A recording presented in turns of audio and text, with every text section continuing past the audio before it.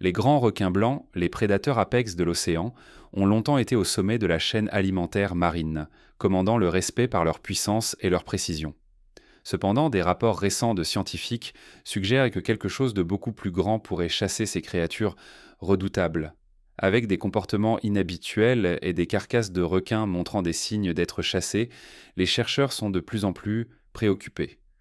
Ce changement soudain dans l'équilibre de la vie marine a suscité l'alarme.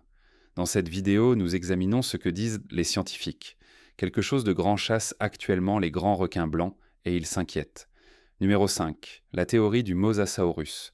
Ces reptiles étaient connus comme les lézards de la Meuse, qui régnant sur les mers à la fin du Crétacé, il y a environ 82 à 66 millions d'années.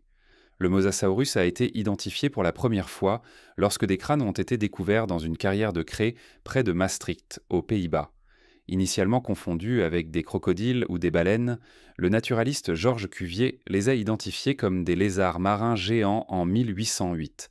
Ce n'est qu'en 1822 que William Daniel Conébert a officiellement nommé Mosasaurus en reconnaissance de ses origines fluviales. Parlons maintenant de la taille, car le Mosasaurus était vraiment massif.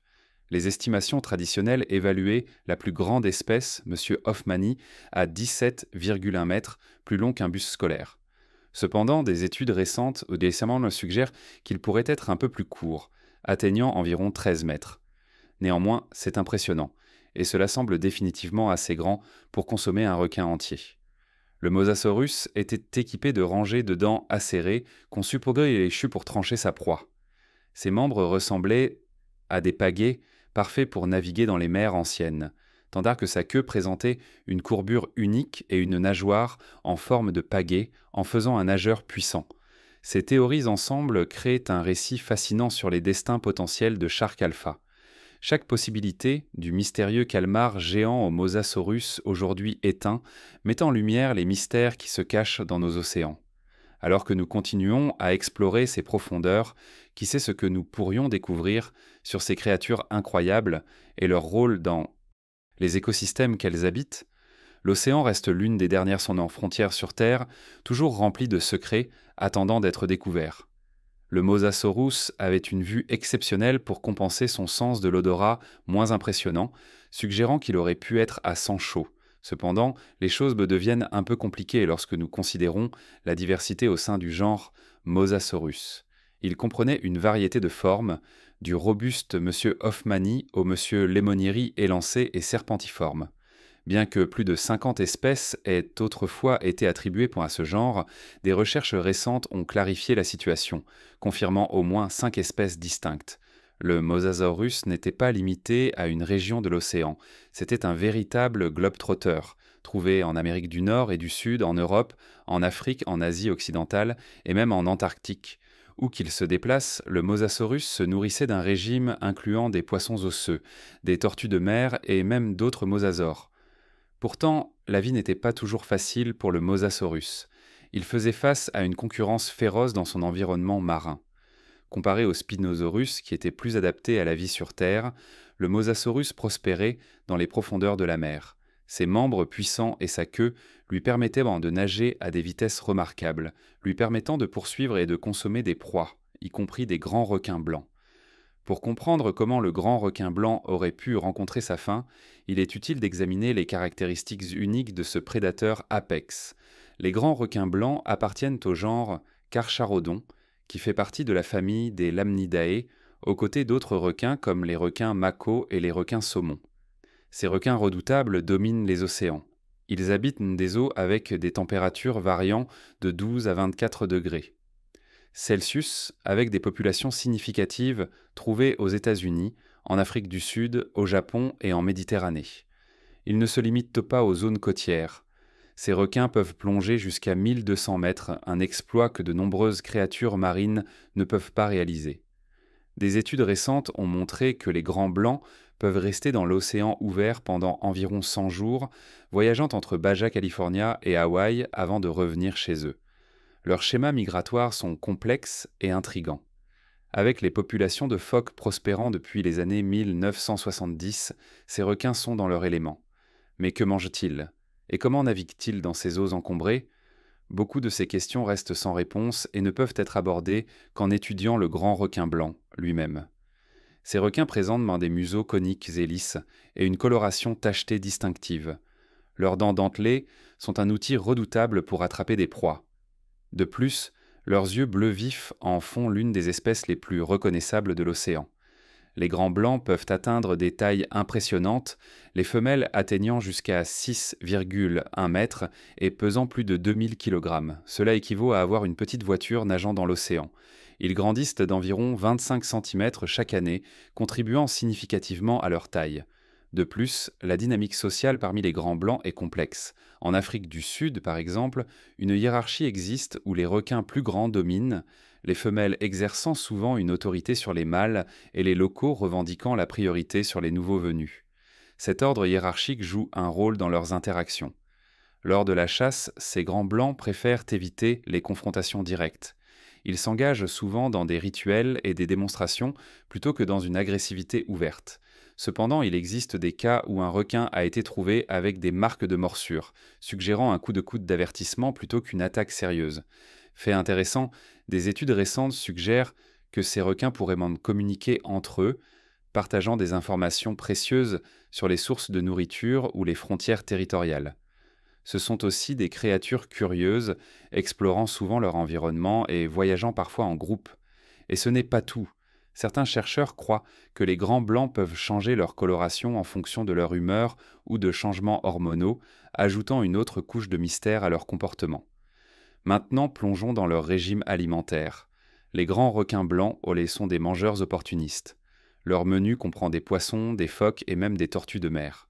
Pendant les repas, ils emploient une gamme de techniques de chasse. La vie n'est pas seulement une question de chasse pour ces requins. Ils se détendent souvent près de la surface au large de la Californie, attendant le moment parfait pour frapper. Le timing est crucial dans leur stratégie de chasse. En ce qui concerne la reproduction, les grands blancs ont des comportements d'accouplement uniques. Des observations récentes suggèrent qu'ils s'engagent dans des roulades ventre à ventre dans des eaux peu profondes, ajoutant un autre aspect intrigant à leur vie complexe. Maintenant, discutons d'un phénomène qui a intrigué les scientifiques et les passionnés d'océan, le bloop. Ce son mystérieux sous-marin a été détecté par la NOAA, l'Administration nationale océanique et atmosphérique, en 1997. Au départ, les gens ont spéculé qu'il pourrait provenir d'une créature marine gigantesque, mais il a également été considéré comme lié à l'activité glaciaire. Le bloop a été enregistré dans l'océan Pacifique Sud, loin de toute terre. Ce qui rend ce son particulièrement fascinant, c'est son volume. Il était suffisamment puissant pour être entendu à plus de 5000 km. Les scientifiques ont émis l'hypothèse que le bloop pourrait résulter d'un cryosisme, essentiellement un tremblement de glace causé par des glaciers se déplaçant. Certains experts pensent qu'il pourrait également être lié à la séparation de glace, un processus dans lequel de gros morceaux de glace se détachent des glaciers. Le changement climatique pourrait jouer un rôle dans ce phénomène, entraînant une augmentation des événements de séparation. De plus, il y a des spéculations selon lesquelles le bloop pourrait provenir d'un animal marin inconnu. Imaginez une créature colossale se cachant dans les profondeurs, produisant des sons comme si elle auditionnait pour une symphonie. Si c'est un animal, il devrait être extraordinairement grand, car le son a été détecté à des milliers de kilomètres. Y a-t-il vraiment quelque chose de plus massif et plus bruyant que n'importe quelle baleine connue habitant nos océans ? Les chercheurs sont depuis longtemps fascinés par les propriétés acoustiques de l'océan, les sons voyageant plus vite dans l'eau que dans l'air, permettant la détection de bruits lointains. Cette caractéristique unique a conduit les scientifiques à créer des dispositifs d'écoute sophistiqués pour surveiller les sons sous-marins, menant à des découvertes sur la vie marine et leur comportement. Le bloop reste une énigme, alimentant les spéculations sur les formes de vie cachées dans nos océans. De plus, les études des environnements marins continuent de révéler des informations étonnantes sur les relations entre prédateurs et proies. Par exemple, l'équilibre complexe du réseau alimentaire de l'océan démontre comment les espèces interagissent et dépendent les unes des autres. Bien que les grands blancs soient des prédateurs apex, ils jouent également un rôle crucial dans le maintien de la santé des écosystèmes marins en contrôlant les populations de phoques et d'autres proies. De plus, les chercheurs ont découvert des détails fascinants sur les schémas migratoires des grands requins blancs. Le marquage par satellite a montré que ces requins peuvent parcourir des milliers de kilomètres, explorant divers habitats tout au long de leur vie. Comprendre ces migrations est vital pour les efforts de conservation, car cela aide à identifier les habitats critiques qui nécessitent une protection. Avec tout cela à l'esprit, le destin de Shark Alpha et les mystères entourant sa disparition soulignent les vastes inconnus de l'océan. Alors que les scientifiques continuent leurs enquêtes, ils dénouent les complexités de la vie marine et des écosystèmes, espérant découvrir les secrets des profondeurs. L'océan reste l'une des dernières frontières sur Terre, remplie de mystères et de merveilles encore à découvrir. Alors que nous continuons à explorer ces profondeurs, qui sait et quelles révélations remarquables nous attendent en étant sur les créatures qui habitent dans notre planète bleue. Seul le temps nous le dira, mais le voyage de découverte promet d'être aussi passionnant que les mystères eux-mêmes. Numéro 4. La théorie du Spinosaurus. Le Spinosaurus, connu comme le lézard à épines ultimes, a régné en Afrique du Nord durant la période du Crétacé supérieur, il y a environ 100 à 94 millions d'années. Ils ont prospéré à une époque où les dinosaures dominaient la Terre.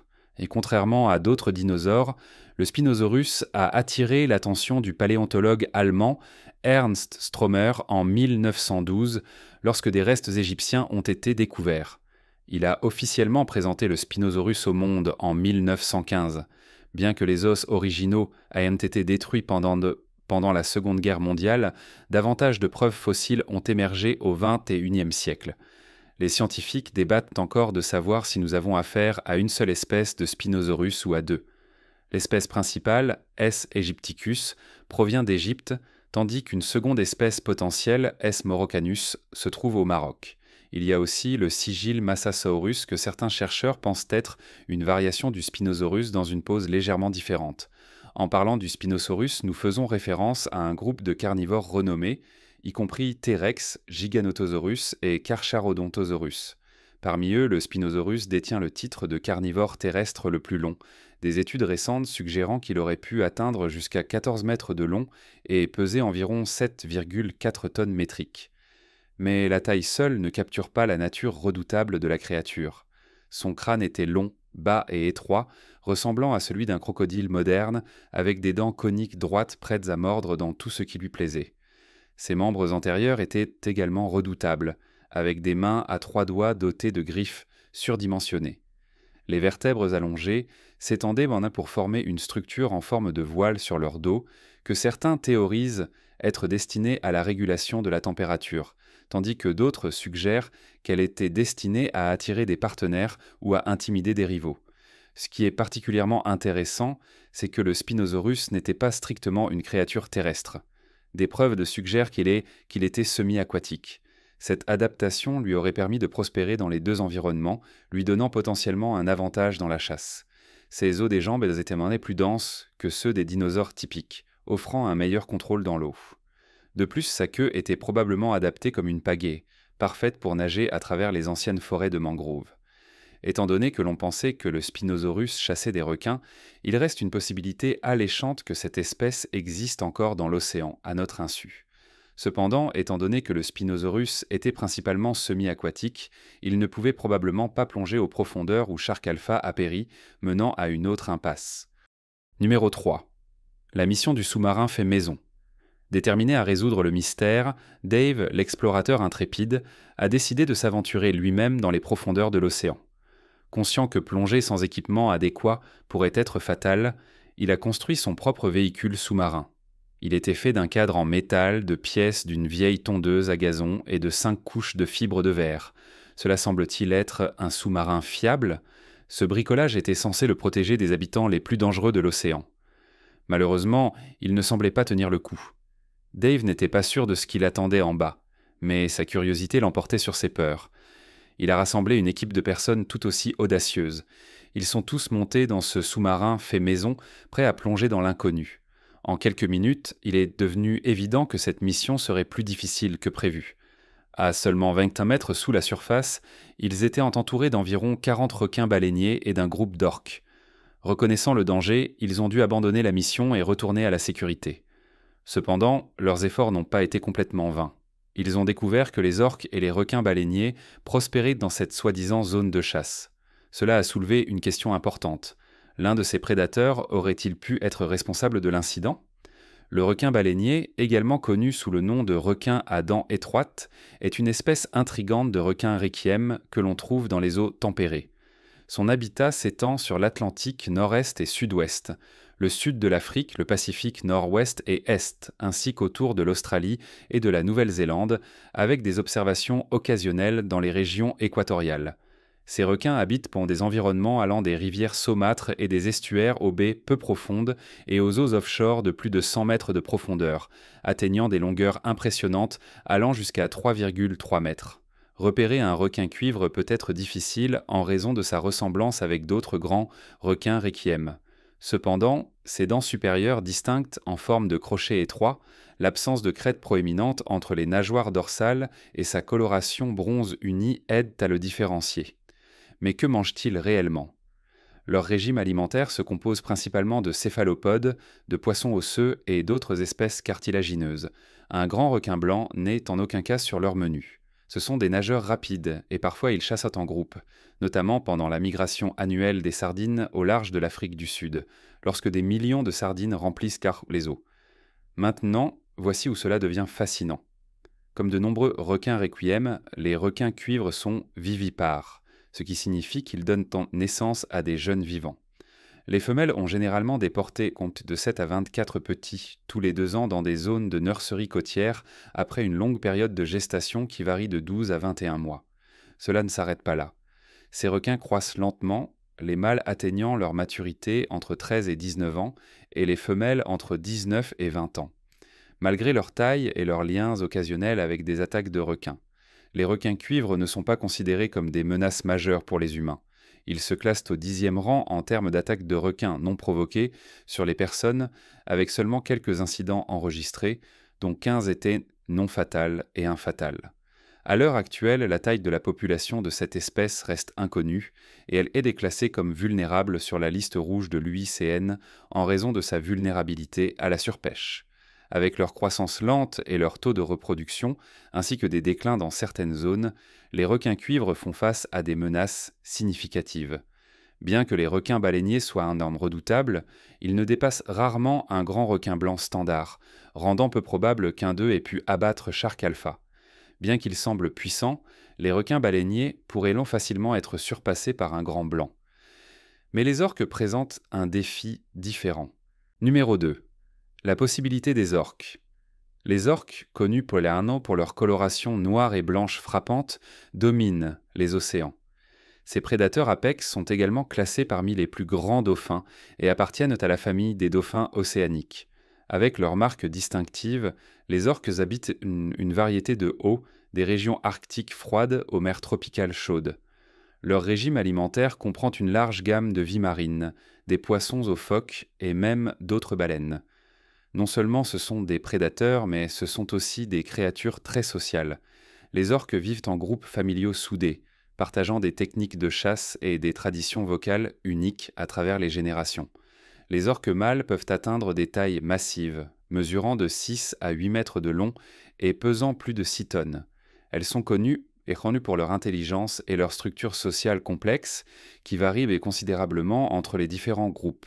Par exemple, les groupes résidents sont connus pour se spécialiser dans la pêche, tandis que les groupes transitoires peuvent se concentrer sur la chasse de plus grands mammifères marins.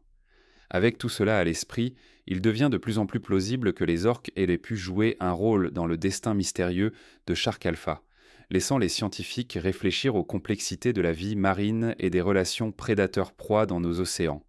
Alors que les chercheurs continuent d'explorer ces mystères, l'océan reste une frontière énigmatique remplie de dangers cachés et de créatures extraordinaires. Les femelles orques sont légèrement plus petites mais tout aussi impressionnantes, mesurant de 5 à 7 mètres de long et pesant environ 3 à 4 tonnes. Cependant, certains mâles peuvent atteindre des longueurs allant jusqu'à 9,8 mètres, tandis que les femelles peuvent atteindre 8,5 mètres. C'est comparable à la taille d'un bus si vous voulez visualiser cela. Maintenant, malgré leur puissance et leur taille, les orques ne sont en réalité pas agressives envers les humains. Il n'y a jamais eu de cas confirmé d'orques attaquant une personne dans la nature. Cependant, en captivité, les choses peuvent être différentes. Il y a eu des incidents malheureux où des orques captives ont blessé leurs entraîneurs dans des parcs marins.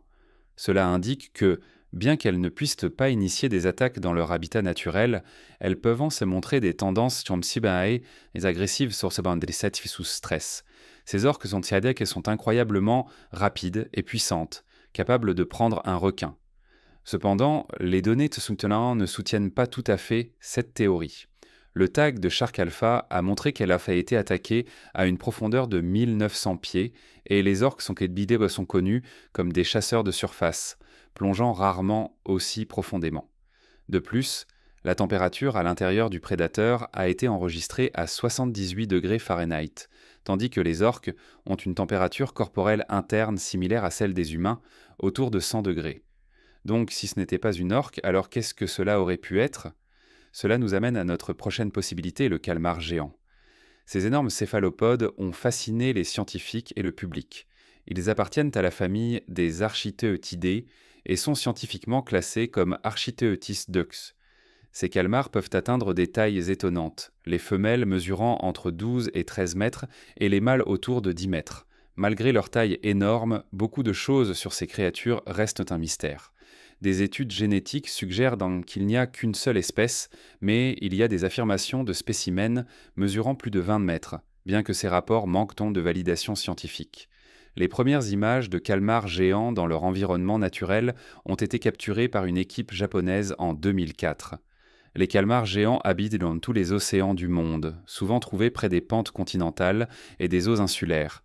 Ils s'étendent de l'Atlantique Nord, y compris des régions comme Terre-Neuve et la Norvège, à l'Atlantique Sud autour de l'Afrique du Sud, ainsi qu'au Pacifique autour du Japon, de la Nouvelle-Zélande et de l'Australie.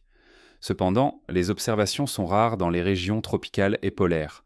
En termes de régime alimentaire, les calmars géants sont des prédateurs redoutables. Ils se nourrissent de poissons des profondeurs, tels que le sébaste orange et d'autres espèces de calmars. Avec leurs 2 tentacules garnis d'anneaux suceurs dentelés, ils saisissent leur proie et la tirent vers leur puissant bec, la déchiquetant avec leur radula avant de l'avaler. Malgré leur taille, ils sont principalement des chasseurs solitaires, avec seulement des calmars géants individuels enregistrés dans les prises. Certaines preuves suggèrent qu'ils peuvent occasionnellement se chasser entre eux en raison de la compétition ou de disputes territoriales. Les calmars géants résident dans les profondeurs sombres de l'océan, précisément là où Shark Alpha a rencontré sa fin. Leurs puissants tentacules, équipés de fortes ventouses, peuvent attraper des proies jusqu'à 10 mètres de distance. Un calmar géant aurait-il pu vaincre un grand requin blanc ? Cette théorie prend de l'ampleur, d'autant plus que les calmars géants restent quelque peu énigmatiques pour les scientifiques en raison de leur habitat des profondeurs.